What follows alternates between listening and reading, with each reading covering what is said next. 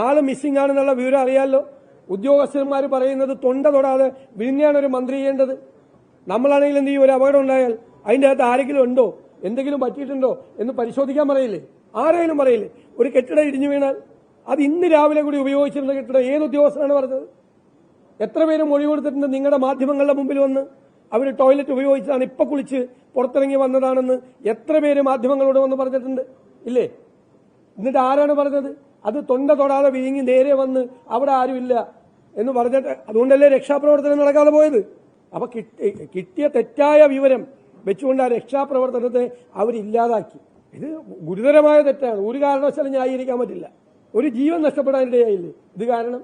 ഇത്ര ദയനീയമായ ഒരു അവസ്ഥയിൽ ആരോഗ്യരംഗത്തെ എത്തിച്ചതിന്റെ ഉത്തരവാദിത്തം ആരോഗ്യമന്ത്രിക്കാണ്. രാജിവെച്ച് പുറത്തു പോകണം എന്നാണ് ഞങ്ങൾ ആവശ്യപ്പെടുന്നത്.